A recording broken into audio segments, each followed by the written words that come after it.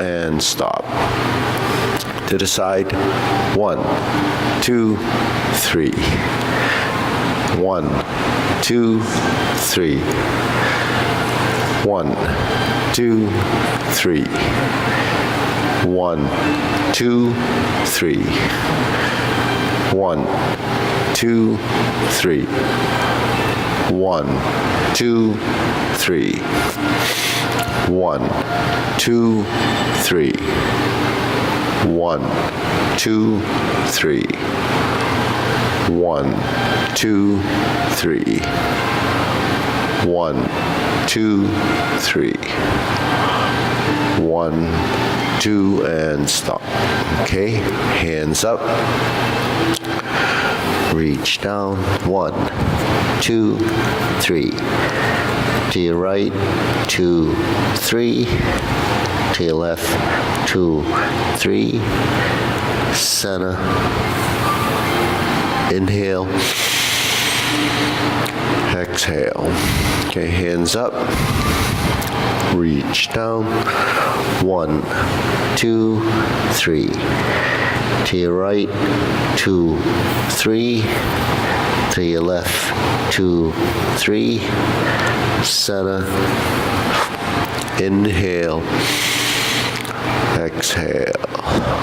Okay, one more time. Hands up. Reach down. 1, 2, 3.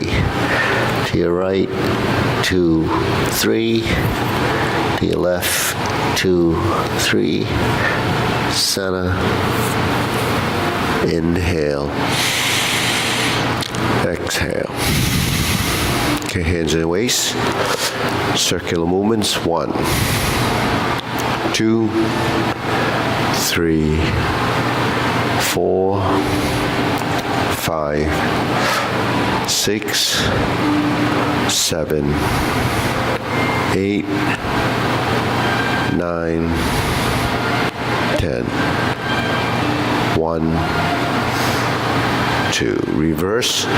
1, 2, 3, 4, 5, 6, 7, 8, 9, 10. 1, 2. Center cross. Knees. 1, 2, 3, 4, 5, 6, 7, 8, 9, 10. 1, 2. Reverse. 1, 2, 3, 4, 5, 6, 7, 8, 9, 10. 1, 2. Center. Hands in your waist. Neck turning. 1, 2, 3, 4, 5, 6, 7, 8, 9, 10. 1, 2. Back and forth. 1, 2, 3, 4, 5, 6, 7, 8, 9, 10. 1, 2. Center tilt to the side. 1, 2, 3, 4, 5, 6, 7, 8, 9, 10.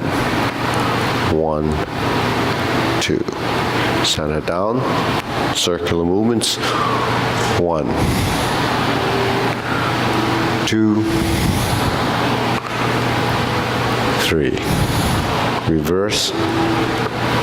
1, 2, 3. Center.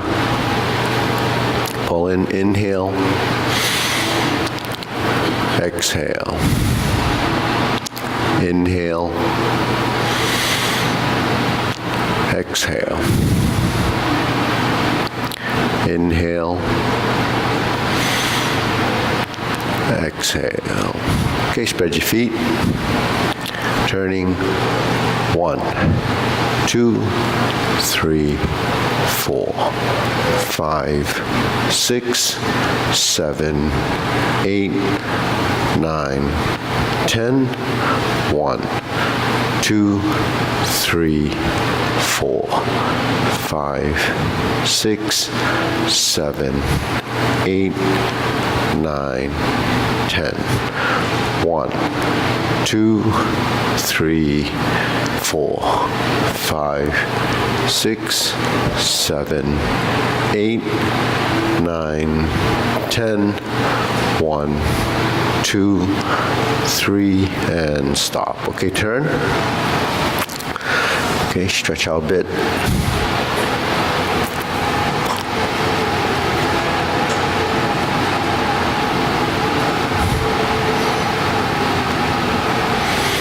Switch.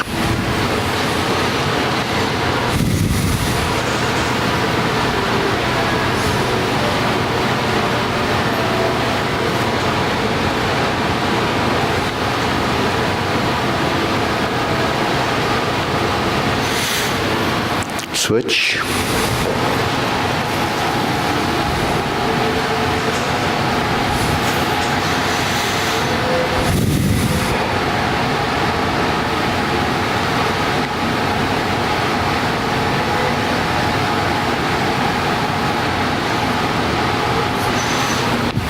Switch.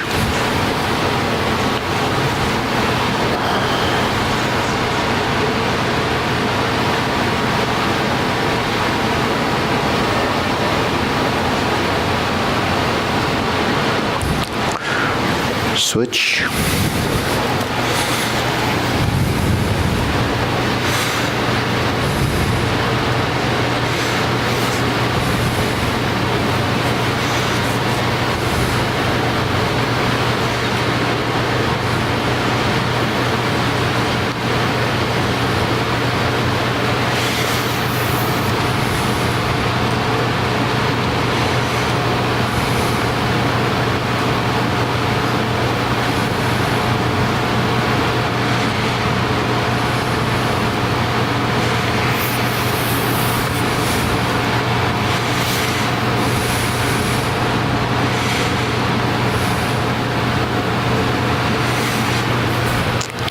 Switch.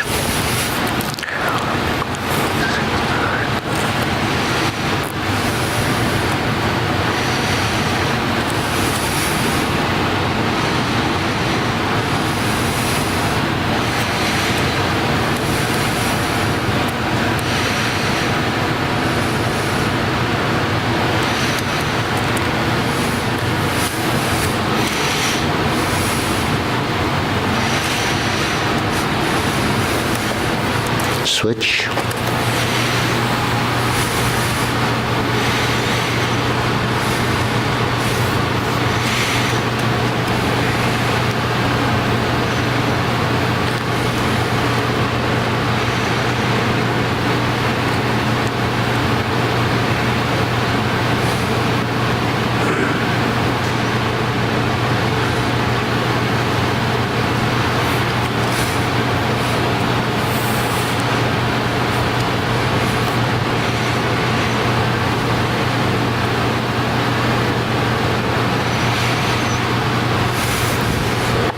Switch.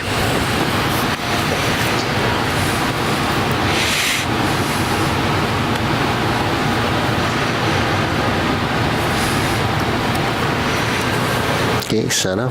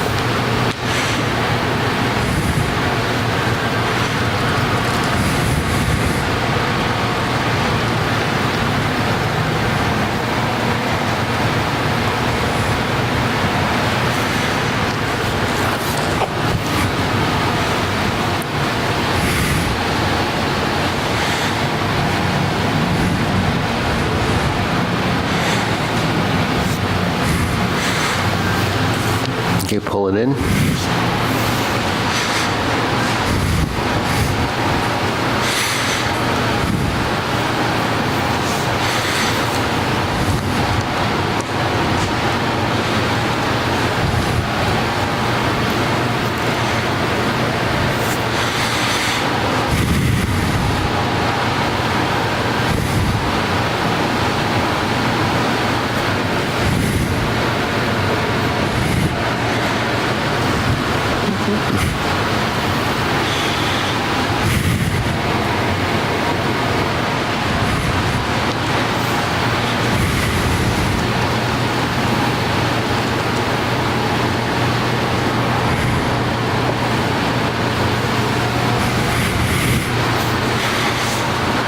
Okay, we shake it out.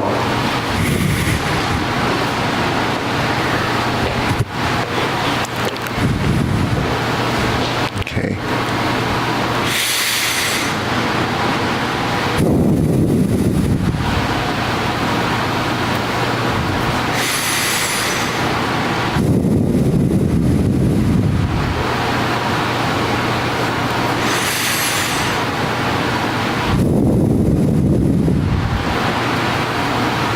Okay, shoulder roll.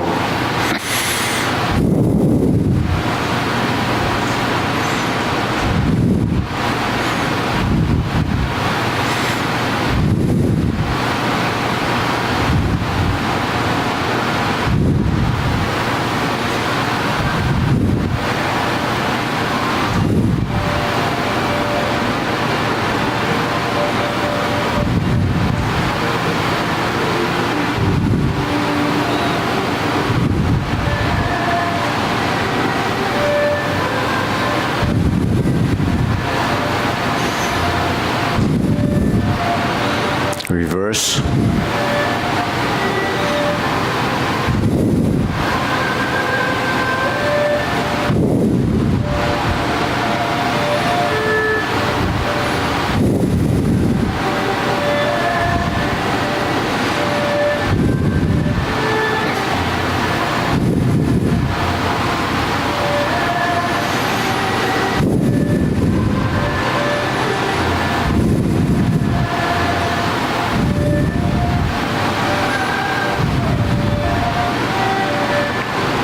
Okay, center, press, release, exhale, inhale.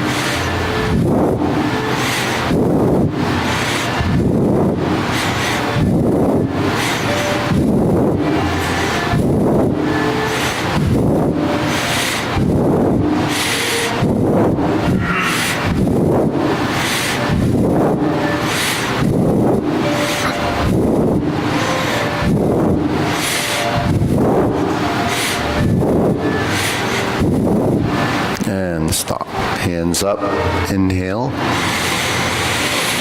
exhale. Inhale.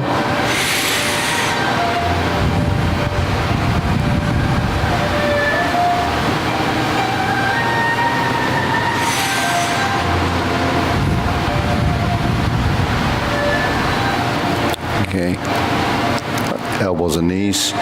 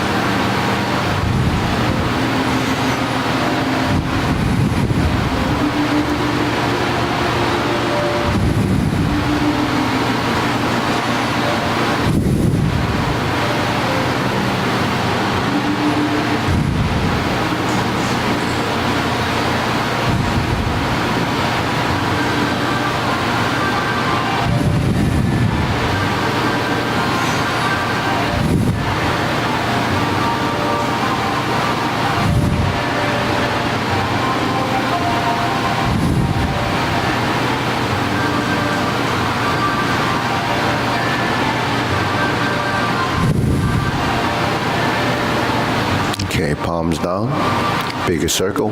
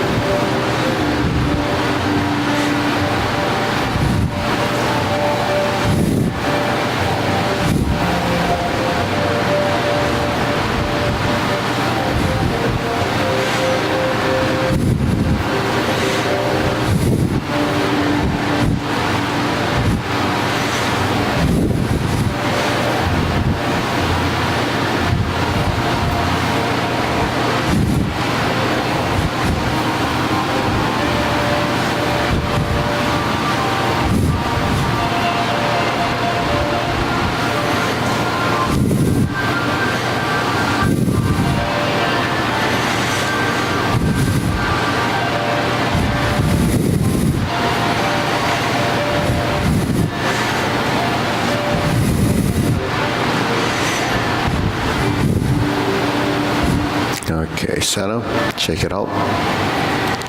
Deep breathing, inhale, exhale, inhale,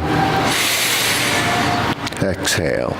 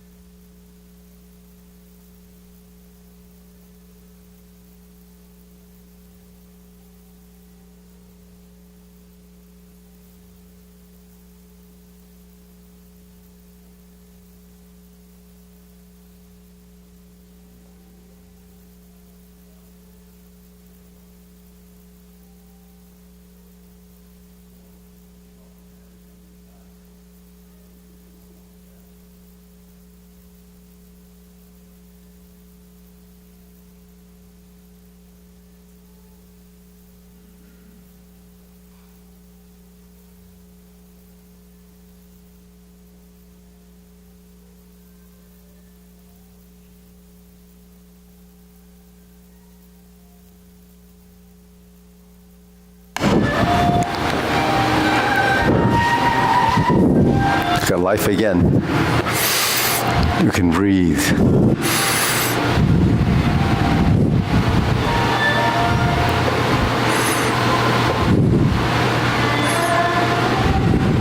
Okay, 99 and 100. Okay, ready?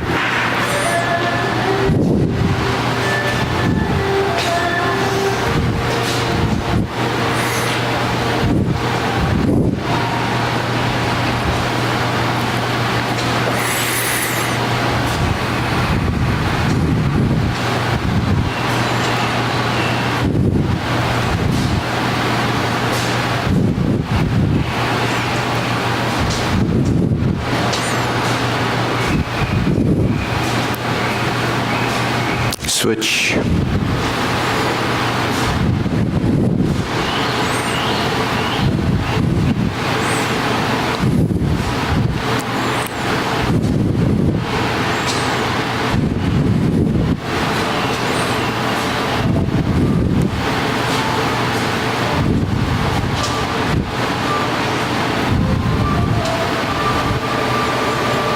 And okay, side to side.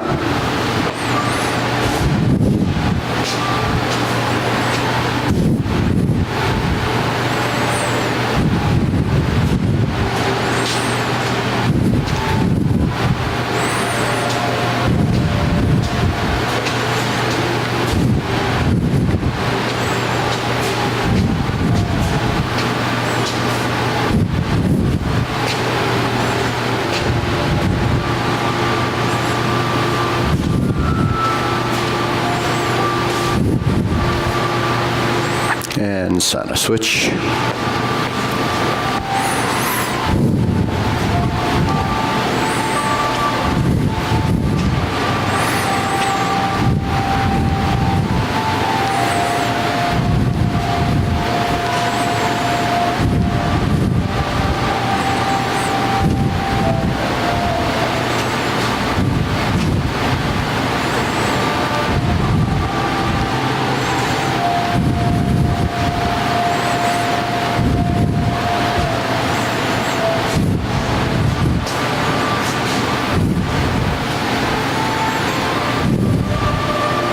And sana. Okay, shake it out. Hands up. Inhale. Exhale. Inhale. Exhale. Inhale. Exhale. Okay. So grilling.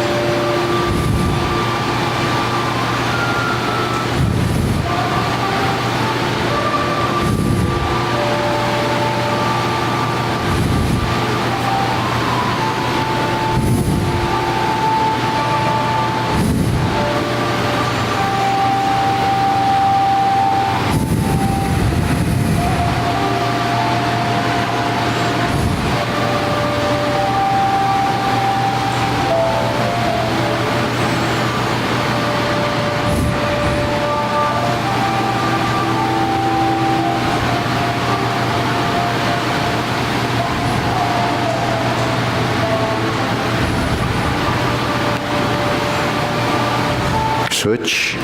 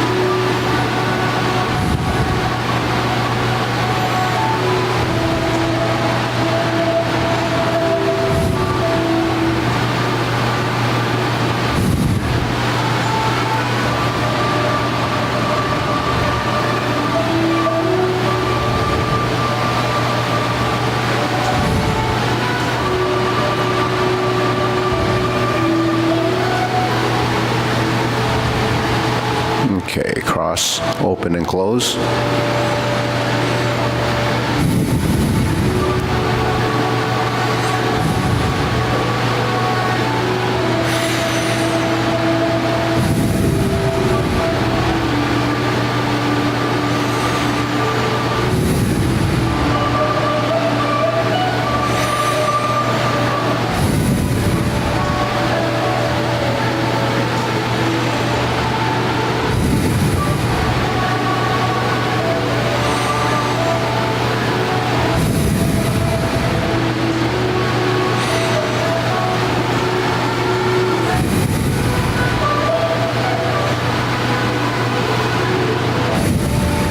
switch.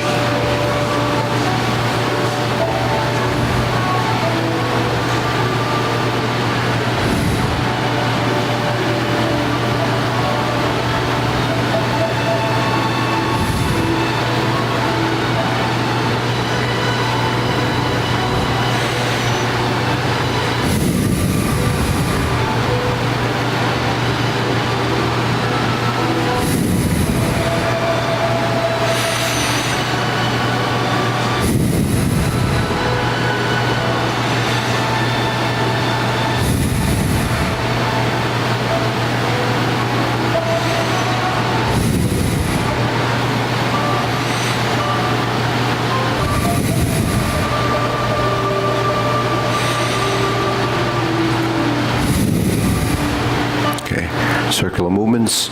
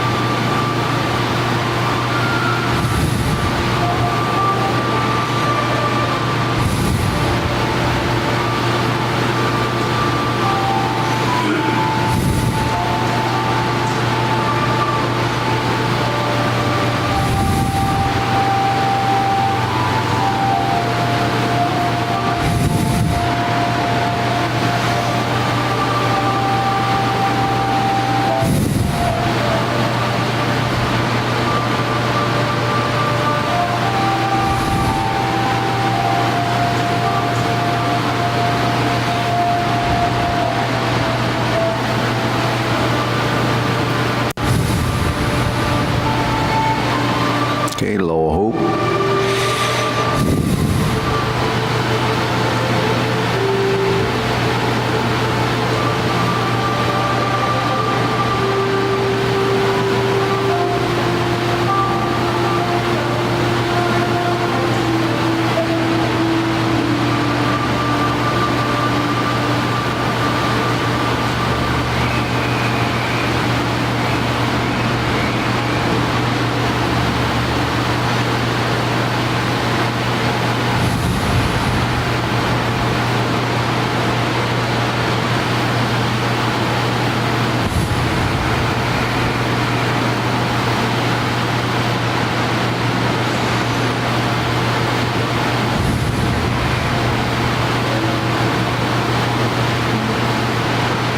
Okay, shoulder height.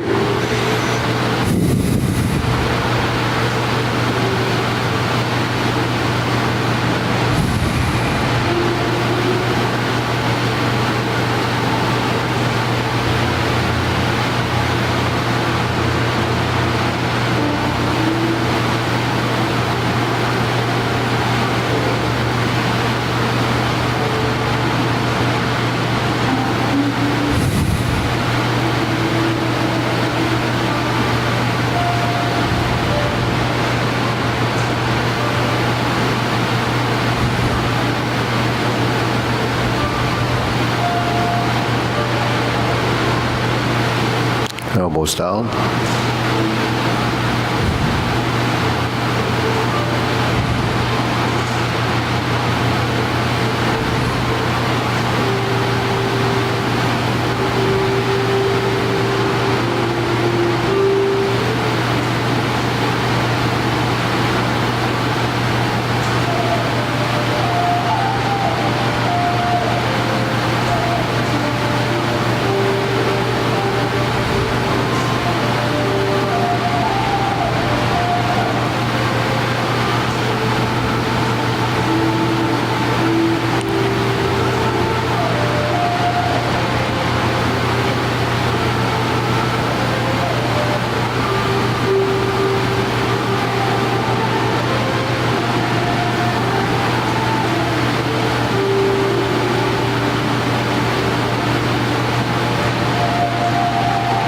Okay, lower. Palms down. Straighten up.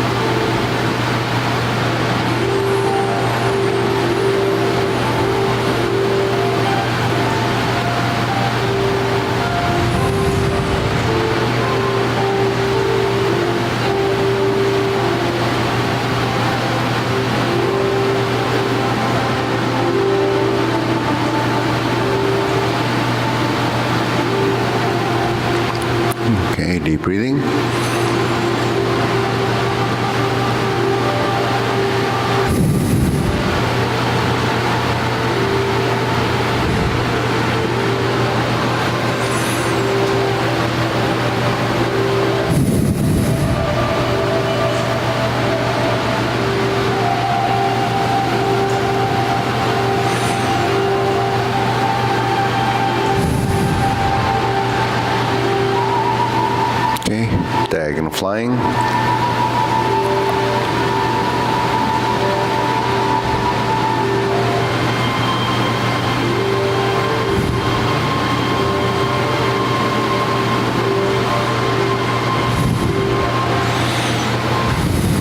Okay, close.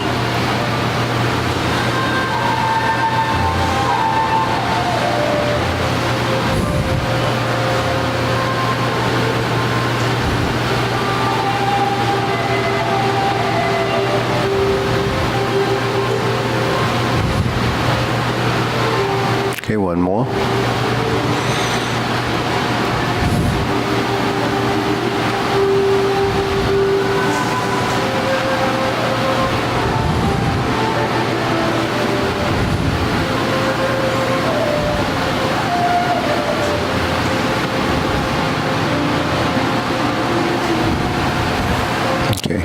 So that's differentiating solid and empty. So you have to shift your weight, and then eventually the movements are compatible directionally and imagery. Imagery is your body form. Every posture is a body form. So when we refer to hand, eye, body, waist, and stance, the body is the posture. And then within the body, there's transitional motions, part of synchronization. But then the nuances that are not easily detected is the experience that the body goes through to know when, how, and where it should be going, because every movement is kind of preset for the next action. So that setup is what's sometimes missing in our transitions, but that's something that has to be worked through experience. You can't think those nuances through until you know they exist. So those are things that, will happen as you evolve. Okay. Now we go to the left side diagonal flying. It happens a lot more. But when we shift and we step up,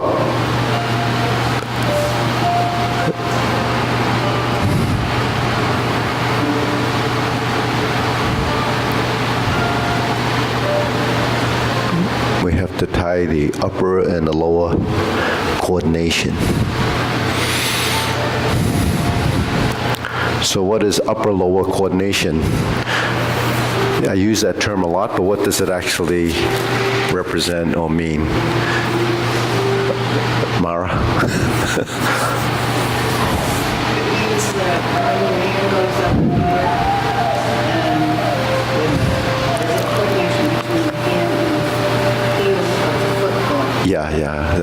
That's. That might be an example. Is that an example of it? That's an example. So upper coordination is your arms, upper appendages, and lower appendages working as a relationship. That's a relationship, yeah. So when you're in the diagonal flying and we shift the weight, this leg is the solid leg, right? Now when we sustain a position, that's stillness. When we make a transition, when this leg pushes, becomes an action. The leg that yields to the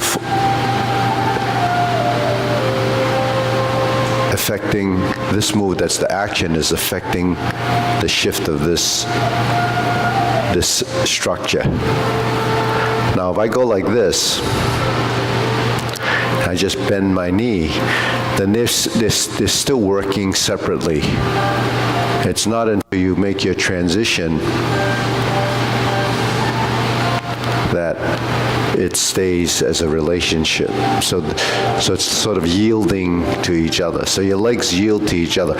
When this goes here, when this starts to straighten, I have to fold this knee to release and let the shape of this stance get modified. But what's happening when you modify your physical structure? Your center of mass changes.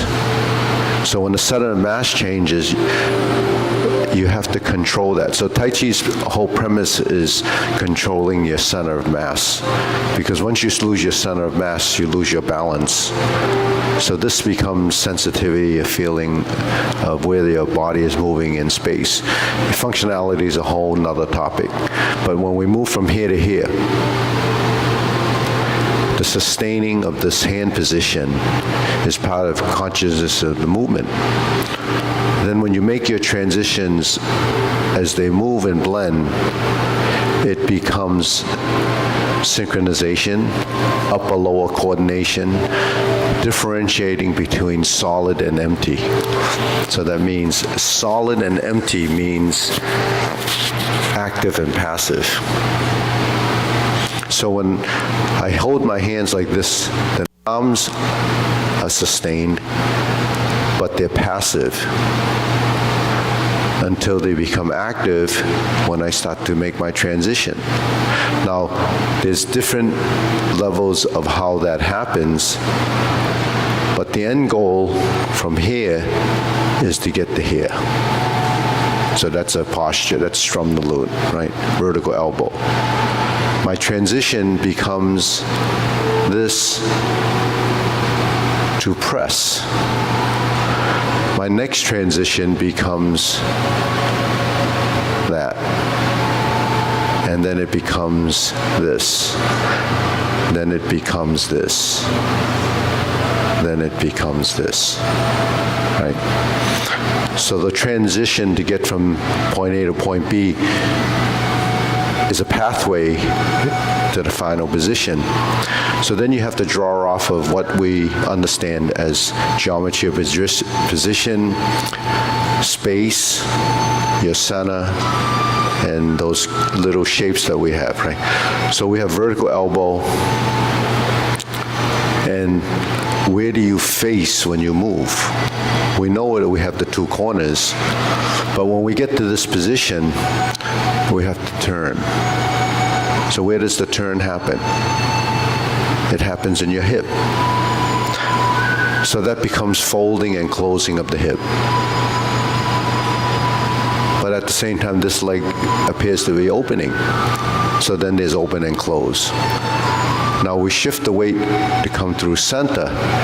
When the hands begin to merge, there's a merging of the hands and also a twisting of the spine. When the hands begin to merge again and you create this and go to the push, we sink and then we transition forward. Now, because we're transitioning forward and this is straightening, then so does the intent of this arm. So now this arm goes into a press.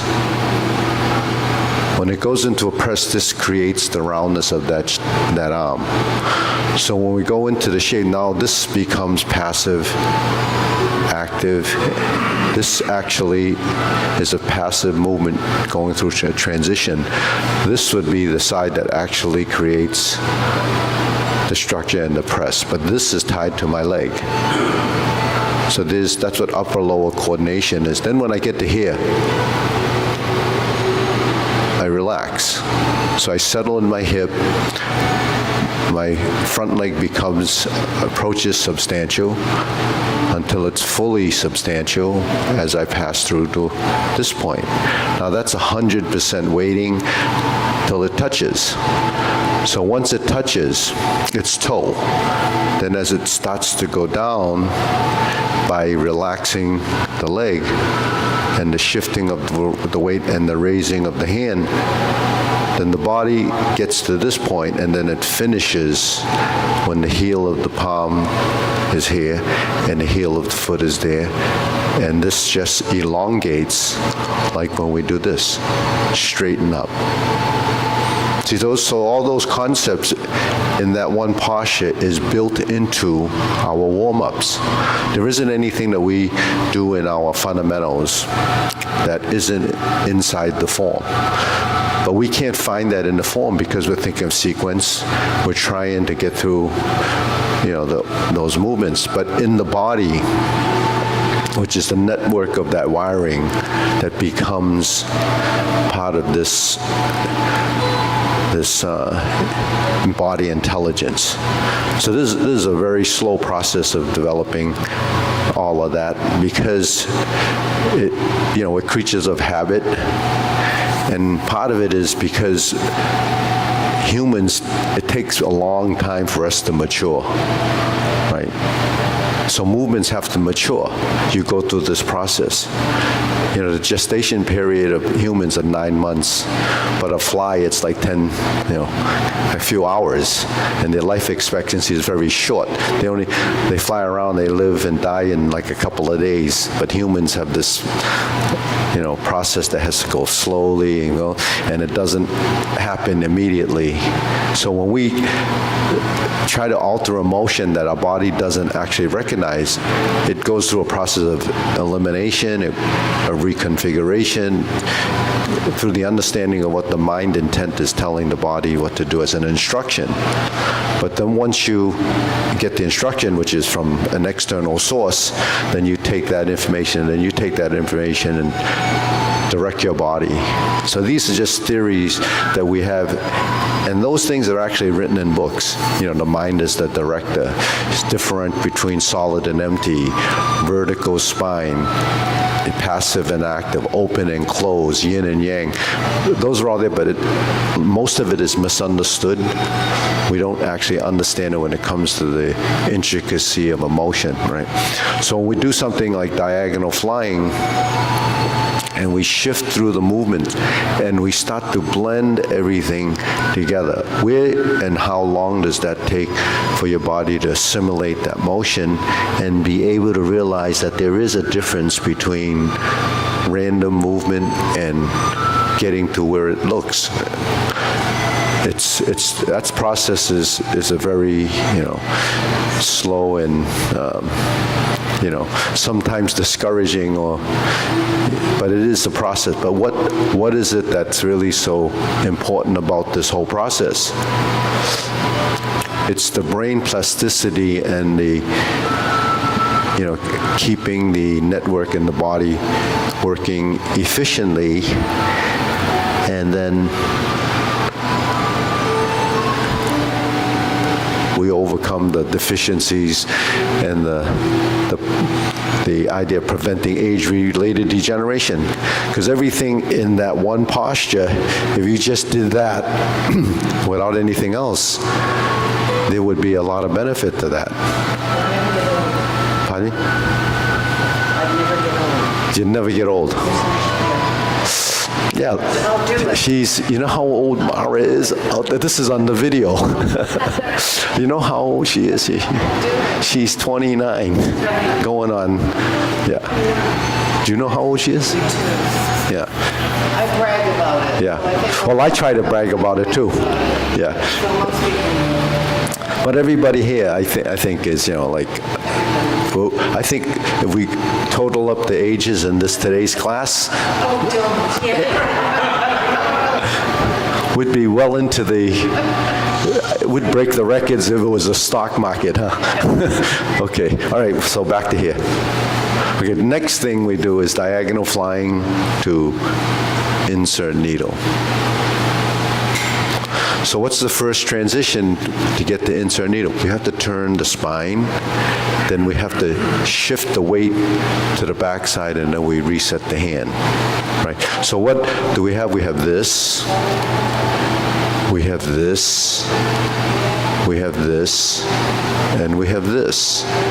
And then we lift the body and we drop the hand. So in lifting the body, you have to lift your back as the hand goes. So imagery and body form have to be compatible for harmony and movement, we call it. So the imagery, you're lifting. So now you don't just lift the arm, you have to lift the body. But when you're lifting the body, you also lift the knee. And then you straighten this leg. Because when you straighten this leg, it allows you to sink down. Now this leg becomes passive. We don't do this.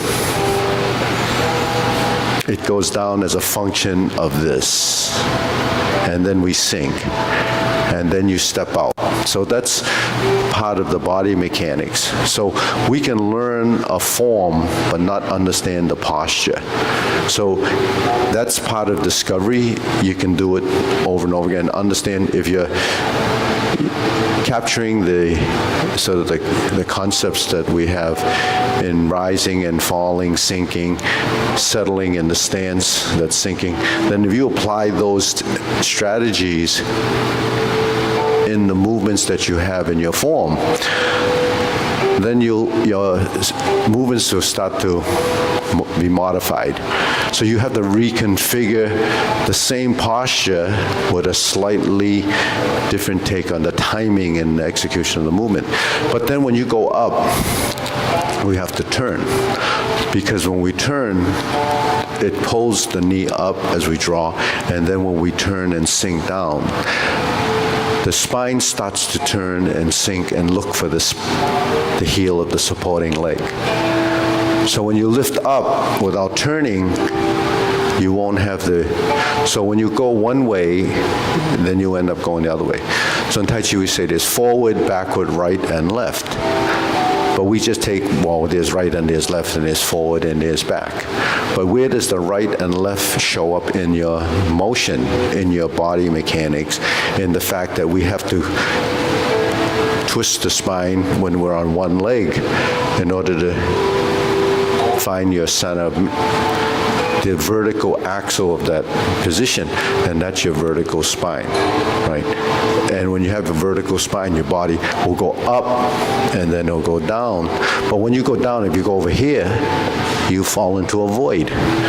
So what you're doing is finding your center of mass and the direction of your line to do that. So now when we refer to the idea of body intelligence, that's the body intelligence, part of muscle memory, part of kinesthesia, movements in space, integration of body, cross-lateral integration of the body, coordination cross-laterally. So then the two hemispheres of your brain start to interact, they start to work together. That's why when we do all these things, it's not the right, it's not the left, it's right and left, and it's constantly changing. The cycle of that motion is endless because the form itself, when you blend the postures together, there's a continuity that only that experience can allow you to connect it. You know, that's why, you know, when we do this, you know, there's layers and layers of this understanding, but you have to get through one layer to get to the next one. You can't jump the layers. You can't skip from one to the next, because once it's missing something, then everything is broken. The movements become fractured. So then in diagonal flying here, if we're doing path the horse's mane, it would lead into that. Right, so path the horse's mane, diagonal flying is all built inside the silk rilling. So when you do these exercises, you have to realize what you're doing with and what it's benefiting. So that's sort of the cross-training, because when you're doing diagonal flying in the form, you do it a few times in the form, 2 or 3 times. But when you're doing silk rilling, they're doing it numerous times. But the connectivity to what happens from here to diagonal flying, if it goes up and you open up a little more, or like this, that becomes path the horseman, almost the same. But when you get to this position, when you have to turn your body and you push, that's Jade Lady work shuttle, upper arm movement. That's where we have this, right? Stork flap swings. Jade Lady goes to the corner and it goes through your center. So the setup between this hand, right, the Jade Lady work shuttle, becomes a piece of that silk rilling exercise, which establishes a locus of points that as reference to your own body. Your body is the center of the reference, because it's your body, it's your movement, it's your tracking of movement. So when you're here, when you track your movement, it never leaves your center. So how do you create that ability to track that center? Is that your legs, your spine, and your appendages have to blend together as a synchronization. That's the harmony of motion. So these are concepts that are always, in the books and the theory, but not everyone understands it, completely, because if the body has some dysfunction or doesn't know that it can do that or should do that, then it's already missing that. So what I try to do is try to give you the visuals, that's how we capture an image, and then give you some of the oral transmission of what they have taught in the past. But it doesn't mean that everybody that came down from the past achieved it, because not everyone is like anyone today still had, issues of what their understanding. So that understanding is really perception. How do you perceive this movement to be? Should this be stiff, or should this be like, or should it just physical? And then but that's physical but still integrated, but it's isolated, and one hand moves and the other one doesn't. This is what you see in new people, and learning to let go of that tension in the body that's a skill in itself. Unlearning is harder than learning.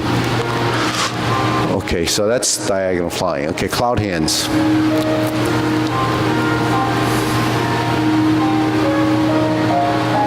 We have to go to the corners, and this is the changing point.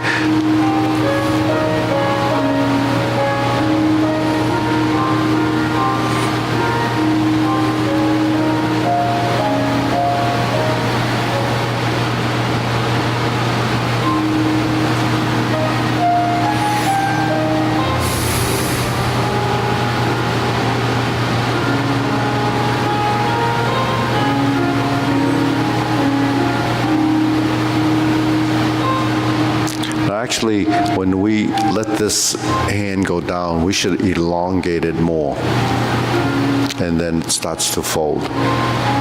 You don't want it partially folded and then start to follow with the other hand. Then the cloud hand looks like this. So it's really not a complete circle if you do it like this. If you look at the pattern of this, it's more like a upside down, it's more like a hump. Or if you turn it to the side, it looks like a D. But if you're making a circle, you have to complete the bottom. And then you can complete it like this. And this side should be completed, and you just drop. And it completed on the bottom here.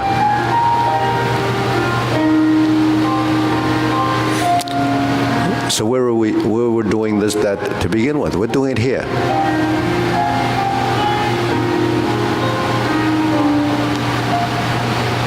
Right? So if I take this movement and I just do this,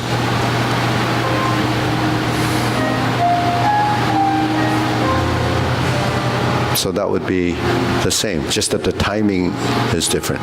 Now, if I do this, my legs are involved with the hands, so when I turn, my legs shouldn't be rigid, but you don't need to bounce up and down, because the sinking and rising in the movement happens in a different space.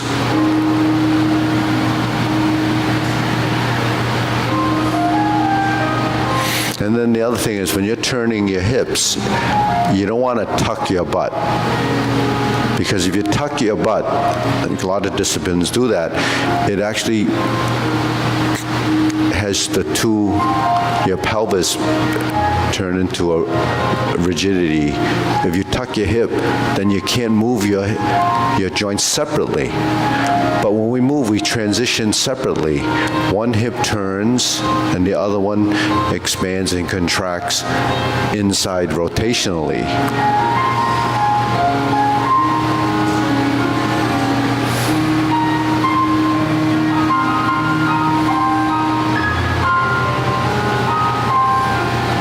Okay, so that just gives you an idea that the spine turns to here. That's muscle memory, 45 degrees, center, 45 degrees. The hips can go slightly to accommodate that, but it shouldn't be only the hips. You have to free up your spine. And the spine moves in here, right? It twists. Something that we, don't realize it does, mainly because we may not have ever moved it in the past, or, but it should be moving. So if the back, if it moves here and it moves here, then it must be moving here and here. So that means you don't want to be rigid this way. So you have to turn, twist. And then when you go up and down,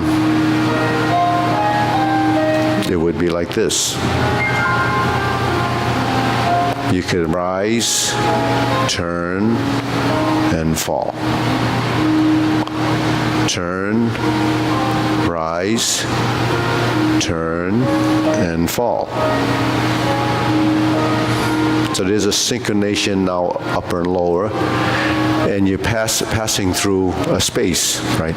So when the hand turns, it goes from 6 o'clock to 9 o'clock to 12 o'clock to 3 o'clock. But in between, you have 2, 4, and the corners. So where do the corners come into play in the circle? It comes into play when your hand goes across and it creates the diagonal, and it creates the vertical, creates the diagonal. Then when it passes through here, it's here, here, here, here, here, here, here, and here. So that would be clockwork, right? So if we're synchronizing the arms, then when the hands get to 2 o'clock and then it approaches there, then they separate and then they approach this time.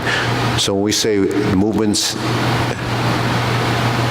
are synchronized and there's clockwork, that's what that means. Gearing your movement so when your body moves, it's like one of those Swiss watches back in the day when it was all integrated and one moves, the other moves. So our body should be working like a machine.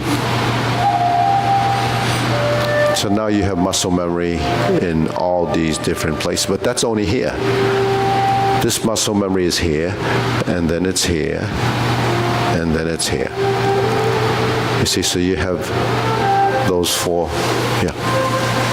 I'm not sure I have the timing of the rise and fall. The rise and fall comes with the tides. It comes with the tides. Okay, so I'll give you an example. When you're here, we're in a single whip, right? And then we hold the ball. Now, the body lifted slightly to create that. Now, when I'm here, I shift, sink. So rising and fall is my legs, toe and heel, and the lifting of the body and turning.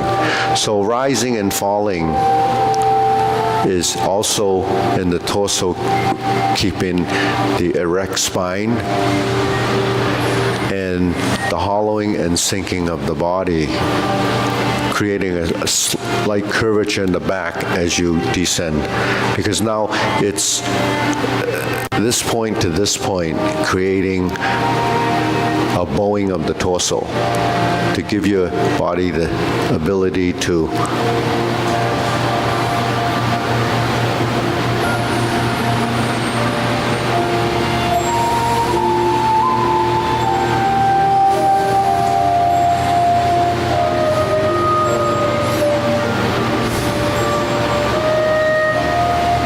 so it goes all the way down. Then when you turn, then the hands start to blend.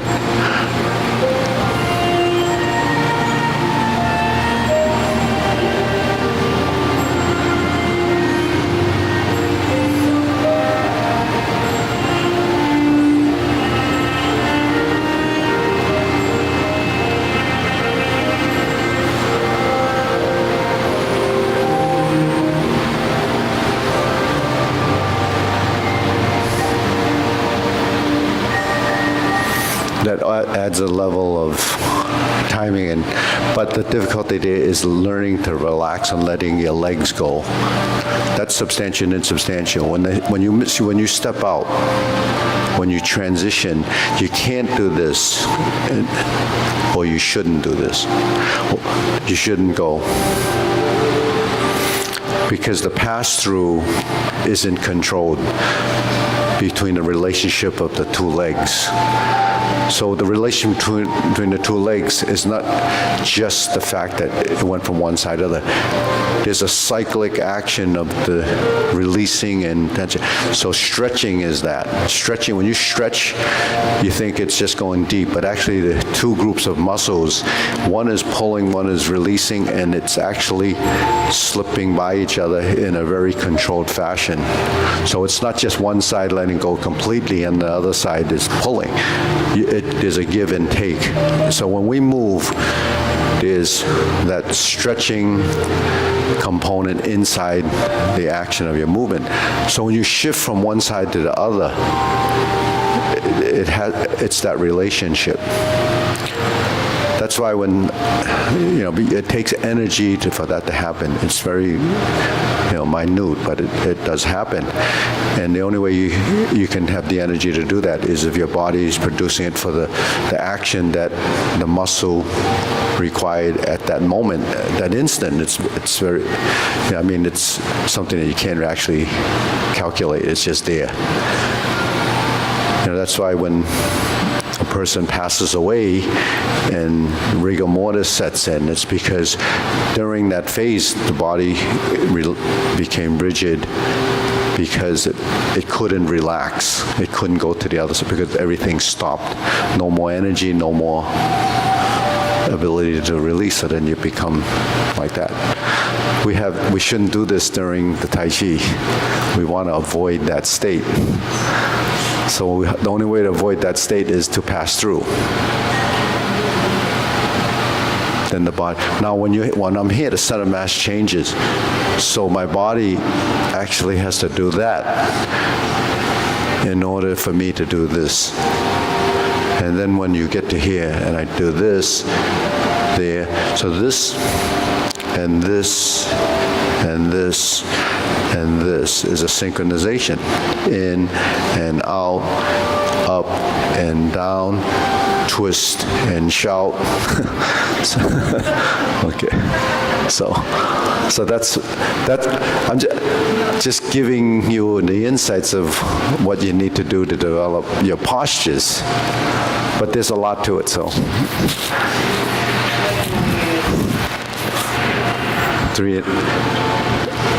I just have to, you're exposed to it, so now you just have to, it just happened.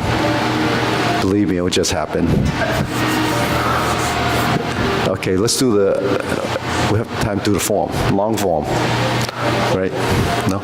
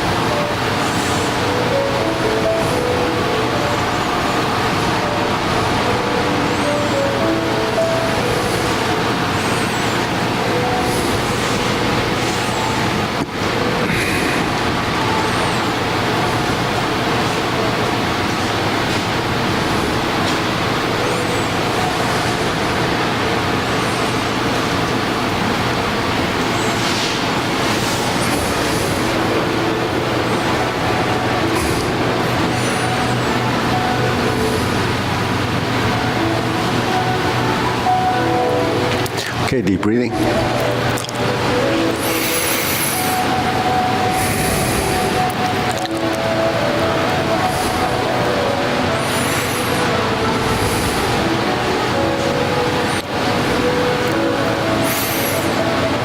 So we have a few minutes. We can. If you have any questions, or I'll give you a little insight on why I talk so much about this kind of type of practice lately, because it's sort of reliving my teacher's life, you know. I opened this school when I was 47. He came to America when he was around 45, even though he said he was probably a little older than that because of his papers. But so I followed him for 27 years. And in all those years, I never really wanted to open a school. When I first met him, he wanted me to be a partner in the school. This was 1970, and I told him I didn't want to do that because, I thought I would have another career doing something. So I did. I went into business for 25 years, and at that age, I still wasn't sure what I wanted to do that, because he always would say, why don't you do this? Why don't you do this? Even if it's part-time, do this. He's just looking for someone to be a successor. And, when we first started studying, when there was 4 of us, and he accepted 3 of us as disciples, I'm the only one that actually followed through with the commitment. Because becoming a disciple back then was a big deal. It's sort of like marrying your teacher. That's the commitment. You live, you die. You live for that person. So that's old school type of thing. I don't think anybody could follow through with the obligations that I had to him. But it was my choice. But it was something that it meant a lot. So now that I think back about it, when he reached his late stages, what did he do? He was struggling with, who's going to succeed? Is he going to continue to do this? He didn't have as much help because the people that helped, got busy. Like I'm going through the same thing, but in his case, it was a little bit different because he didn't speak English. And he didn't know what the future was going to be. So, it was a sort of an awakening to me, So I finally decided to open a school because, Helena actually suggested it. So, that was the biggest commitment I could have made, because that's a transition in life, So that was a big deal for both of us, But so that was what, almost 28 years ago. So I've already taught longer than he's taught in America, and I'm going another 4 or 5 years till what? 5 years from now. When is it? 79. That's how old I'll be. So yeah. So but he mentioned the 5 years like I'm mentioning the 5 years. So it's like a rush to make sure that people have learned and achieved, because back in the day, there were very few people that were inside students. And I realized after doing this, even for the amount of time I've done it, from his years added on to my years, it's been a long time. It's not easy to learn. So if you hold back the teaching and you're not transparent as to what you want to teach, so I'm just telling you and showing you whatever you need to know. It's even on video, so I don't care if someone out in East Oshkosh is watching what I'm doing. I tell everybody, can you do it though? Can you achieve? Can you see it and do it? You can't. So this is something that's plagued the old teachers throughout their career history. They're always dying off, leaving their legacy, to be maintained. so they die off, and that's what my teachers would say, he always fingers, every one that goes, it's one less, one less, one less, one less. And it's true, all these traditionalists will be dying off, and you get a new generation of people, and they're teaching something that's really not what the traditional art's supposed to be. So it was something that, when I reached that point in my career, in my stage of life, and he said, you come every week to go over things. So, I did. And then later on I decided, but I realized after so many years of teaching that the value and there's some tremendous things that people don't understand. So the disappointing part is not enough people do it. So I still try to get people to do it regardless if it's that, because a lot of people say, why are you streaming? Why are you doing this?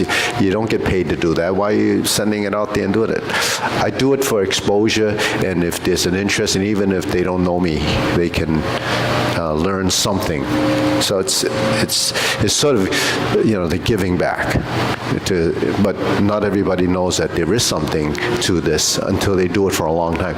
So some of you have been doing it for 25, 27 years already. Some of you have been from the beginning. So I think it's time for you to at least expose to it. If you don't achieve with it, that's an individual-based thing. So it really becomes that. It's a personal thing that if you get something from it and you gain from it, then that's really what the purpose of this is, right? So don't get discouraged by the stuff I talk about. It's just there, and it's not something that not everybody wants it. You achieve based on what you think you want to do with it, and I've 5 years from now, that's the thing. How do we sustain this space? How do we sustain everything that goes along with it? So, but here's the thing, a lot of people don't realize that we have some long-term students. I have a group of disciples, but it's all set up. When I opened the school, I walked into an empty vessel. I built it from nothing. Even, the disappointing part of it is my teacher students, not all of them followed me. It became a conflict. It's a conflict in their own head, So that's really, only my teacher realized that there was a future. So, but the thing is, just going back to, why something like this has to be sustained. It's just my mission, but whoever gets anything out of it, whomever gets anything out of it really will, would continue to do this if there is, a space for people to do this. Because when you go home and do it, it's going to be a little different, right? It's not the same. I could go out and teach outside programs all day long. I wouldn't have a headache of running and opening doors. But even from day one, I didn't want to do that. I wanted a space because it needs a home. So that's what that is. All right, ready? We'll bow.